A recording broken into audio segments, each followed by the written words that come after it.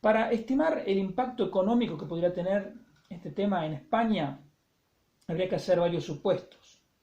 En primer lugar, habría que suponer cuál va a ser la magnitud total que va a alcanzar el coronavirus en España, es decir, cuál va a ser el número total, el número máximo de contagiados.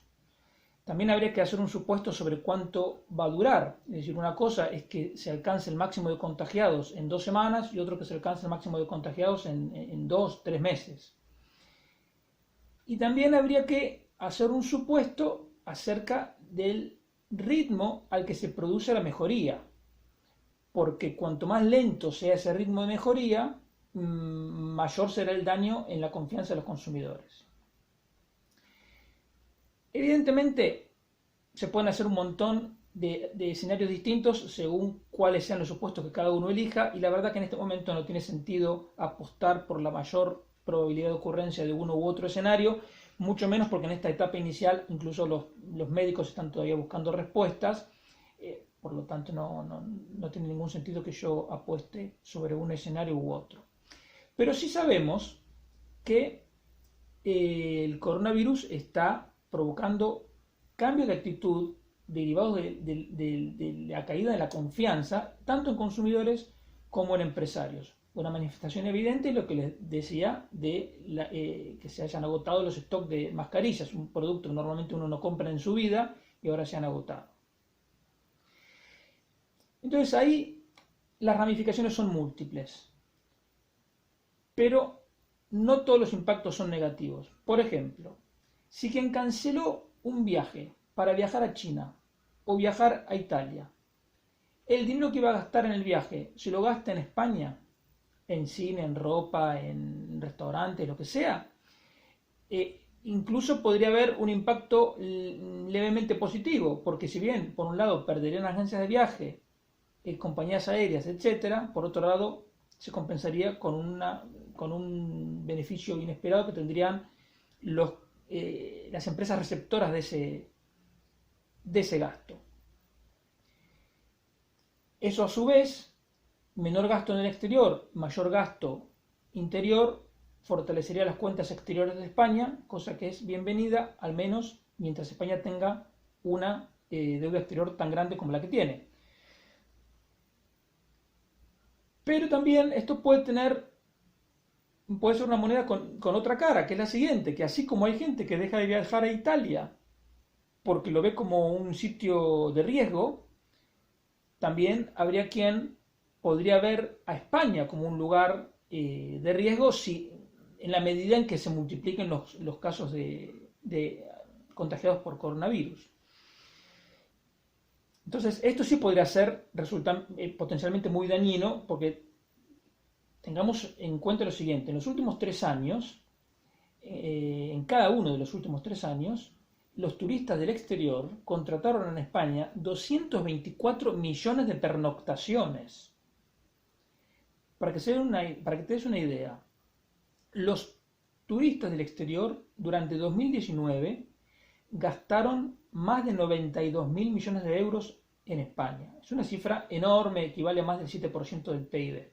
Entonces, si eso se para de golpe, o aunque se parara un 20% de eso, hay sectores y regiones, por ejemplo Canarias, que lo podrían sentir mucho.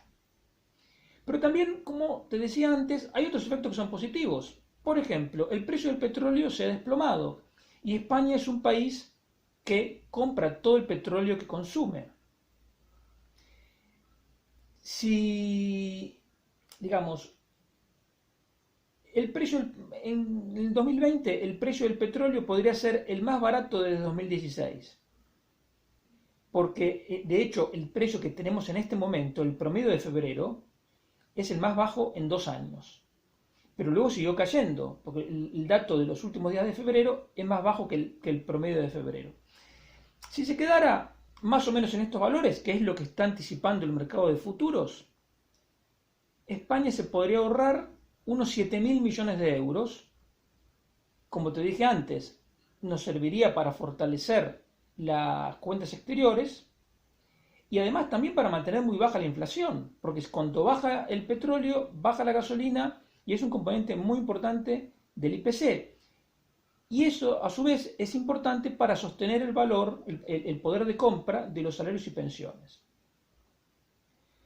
Y después hay muchísimos otros impactos que nos podríamos pasar varias horas enumerándolos, como por ejemplo las fábricas que reciben insumos de China y que entonces pueden no recibirlos en tiempo y forma, entonces podrían tener que parar su producción, pero también podría haber empresas españolas que comiencen a proveer de esos insumos que ahora son importados. También habría que ver cuál es el impacto en el crecimiento económico de nuestros principales socios comerciales, porque si en España no hay muchos contagiados, pero el virus se sigue expandiendo en Italia, por ejemplo, Italia es uno de nuestros principales socios comerciales, y lo mismo Francia, Alemania y Reino Unido. Entonces, sea cual fuere el impacto neto de todo lo anterior, que no estoy en condiciones de anticipar, lo importante es recordar que es un impacto que se va a producir sobre una economía que ya se venía debilitando, en parte por razones estructurales, lo que te comenté en programas anteriores, es decir, que los factores que hicieron que España, el PIB de España creciera mucho entre 2015 y 2017 se van esfumando, se van perdiendo poder, pero también por errores de política económica que está cometiendo este gobierno. La subida exagerada del salario mínimo, que ya ha costado decenas de miles de puestos de trabajo, el aumento del gasto público, el no haber alcanzado la meta de déficit fiscal, por lo tanto el mayor aumento de la deuda pública, el incremento de impuestos, la amenaza de reversión de la reforma laboral, etcétera, etcétera. Entonces, yo quiero que tengas claro una cosa.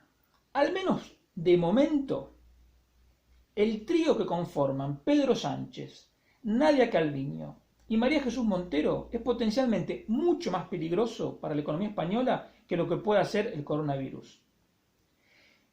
De hecho, creo que ya lo dije en este micrófono, en abril o mayo se va a producir la primera subida interanual del paro en toda España, ¿sí? Cuando comparemos el dato del paro de abril con el de abril del año 2019, vamos a encontrar que va a haber más parado, abril o mayo. Por supuesto que el gobierno le va a echar la culpa al coronavirus. Nosotros tenemos que saber que esa subida del paro es Made in Sánchez, o como decía antes, la nueva cepa del virus socialista, la cepa Sánchez del virus socialista.